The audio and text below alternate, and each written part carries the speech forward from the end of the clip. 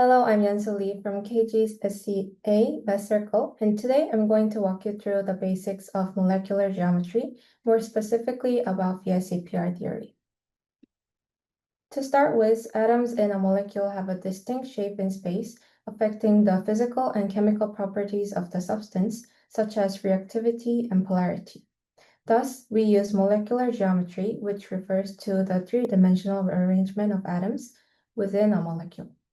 Even if two molecules are made of the same kinds of atoms, their arrangement in space can completely change how they behave. To explain this with a simple example, both carbon dioxide and water contain oxygen and hydrogen or carbon, but CO2 is linear while H2O has a bent structure. This difference in shape is not randomly chosen. It is based on how electrons around the central atom repel each other. To explain these differences in shape, we use VSEPR theory, which stands for valence shell electron pair repulsion. As you can probably guess from the name, this theory says that electron pairs around the central atom arrange themselves as far apart as possible to minimize repulsion and remain stable. Thus, the VSEPR model predicts structures that lead to the lowest potential energy in the most stable condition. The fundamental idea of this theory is that the bonding and non-bonding electron pairs around the given atom will be positioned as far apart as possible. Let's look at an example to understand this more clearly. When we draw the Lewis dot structure for beryllium chloride, we focus on the central atom's bonding and non-bonding pairs.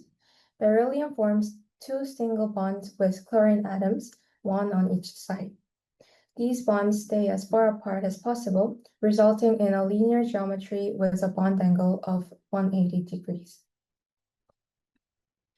Let's also look at the example of boron trifluoride, which has boron as the central atom and three fluorine atoms on the sides. This means that boron has to spread its bonding pairs into three different directions that are as far apart as possible. The formation that minimizes repulsion is one where each bond is 120 degrees apart. In summary, this 120 degrees arrangement of atoms gives the molecule a trigonal planar structure. Now, you may wonder why the bond angle decreases as the central atom bonds to more atoms or gains lone pairs, as we saw in the previous examples. This decreasing angle trend occurs because lone pairs require more space than bonding pairs.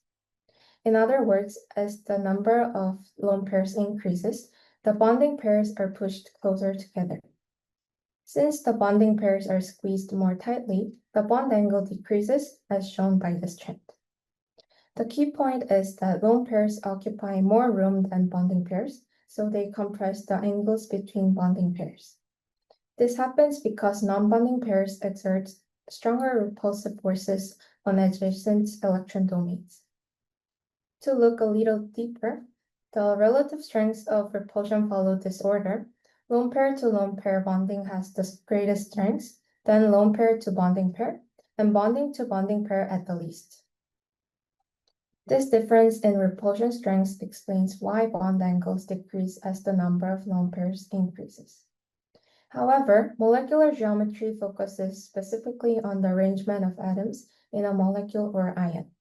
Any non-bonding pairs are not part of the description of the molecular geometry and are therefore omitted when naming shapes.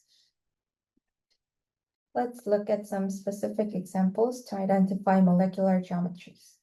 First, when there are two electron domains, the molecule will have a linear geometry. Using beryllium chloride again as an example, it has two bonding domains and zero non-bonding domains, giving it a linear shape. On the other hand, if a molecule has three electron domains, like boron trifluoride or sulfur trioxide, it will be trigonal planar with three bonding domains and zero non-bonding domains.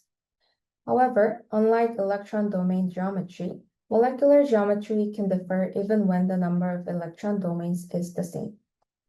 For instance, if an atom X is bonded to two atoms of Y and also has one lone pair, it still has 3 electron domains. However, because of the lone pair, its molecular geometry becomes bent, not trigonal plane. This is why, by only looking at the chemical formula, we can't always tell what the shape is. We must draw the structure to identify its geometry correctly.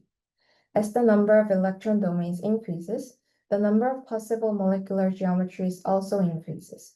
Starting with just one possible geometry for 2 domains, the possibilities grow to 3, 4, 5, and 6 domains, each producing multiple shapes depending on the number of lone pairs.